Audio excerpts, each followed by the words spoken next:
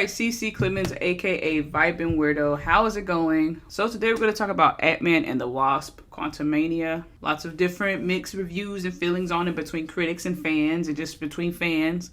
So I'll give you my thoughts on it. Since I'm a movie crackhead, I watch movies. That's what I do. So the movie overall is just about them getting sucked up into this quantum world. Look at that, this quantum realm, right? And they're trying to figure out what this place is, how to get out, secrets between, I guess, their family, between mother or whatever, family, whatever. That's pretty much what it's about. So kind of simple basis, but lots of different elements into it. Overall, the actors were great. The actors were good. There wasn't a bad performance. Jonathan Majors, that plays Kang, the Conqueror, he did a fantastic job. I don't think anyone is saying that he had a bad performance. He did very, very well. So based off of that, you're gonna ask me how the movie was. I would say it was okay. I found myself, me and my dad, we were just kind of joking at it and laughing at a lot of parts. Not necessarily like with, but kind of at, I guess. Or maybe not. Maybe it was with it, but we were the only ones laughing, it felt like, at a lot of parts. So we made it a very enjoyable experience. One thing I'm not going to do is like have a bad movie like mess up my day. So if it's bad, I'm going to make it fun. I'm going to make it good. That's just what I do. So it wasn't terrible. Don't get me wrong, but it was okay. It wasn't their best. What I have to say for Ant-Man and the Wasp, like just the whole series, I think it's just kind of overstayed its welcome. As far as having that standalone movie, right, just of the Ant-Man. I was surprised that they made a standalone movie up with Ant-Man, period. But it turned out really good. It was great. Even the second one, that was good. Nothing like really memorable that I can think of now compared to like my other favorites, like Ragnarok and Shang-Chi and Captain Marvel. It's my favorites. But it was still good. It was still good. Now this one is like, when I first heard it, I'm like, another one? And it's no hate to Paul Rudd or the cast or anything, but it's just the character himself. Ant-Man, kind of similar to Adam in DC, that to me would appear to be have a better role in like Avengers or teaming up with others with that kind of character.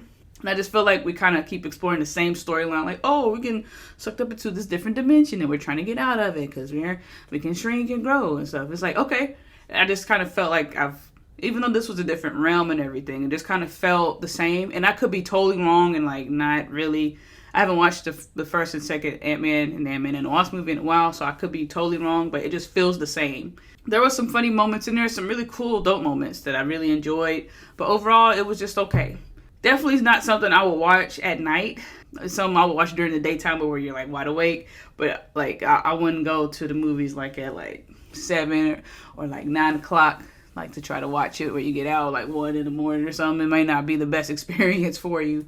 But yeah, overall it's good. Marvel fans are going to watch it, period. There's like no question. Like no matter what you hear about it, any backlash, you're still going to support it, which is like pure respect. I'm like that for movies myself. I'm not a huge Marvel fan, but I love watching comic characters come to life. So any Marvel movie moving forward that comes out, like I'm watching it. So just the same with DC.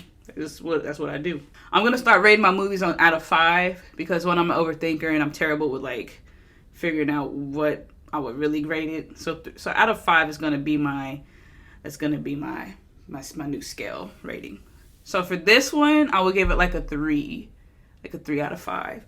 Not terrible by any means, but not great. It's kind of like, Yeah, and one thing I didn't like, no spoilers, I'm not spoiling anything, but one thing I didn't like is with this being his 3rd film, I was expecting more out of the character himself. Not Paul Rudd as an actor, but like what he was able to do, his abilities. I'm just like thinking too much of like, man, I would totally do this. I would totally, like, what are you doing? Like you're Ant-Man, like roll, shrink, get into it, just for the type of character he is. And with it being the 3rd film and him being appearing in other films, Marvel films, I just expected more out of him. But I would think at this point, he would have explored and developed like some really dope fighting abilities to where he's like super difficult to defeat, and I just didn't get that vibe. Now, others may think completely different when they watch it, but just me, and also being spoiled from Injustice, Seeing Adam with DC, just his abilities, like when he's on hard mode, and like how he felt like, what the heck? How can I do this? There could be another reason, like he has to have certain things to grow and shrink, and it's like more complicated than I think it is, or realize it is. But yeah, I just expected more from him as the Ant-Man to just like go ham. You know what I'm saying? For lack of a better word. Yeah, it was cute. Those are my thoughts, you guys. If you've watched it, let me know your thoughts in the comments below. Don't forget to like and subscribe if you're new. Drink your water. Hold on to your butt. And peace.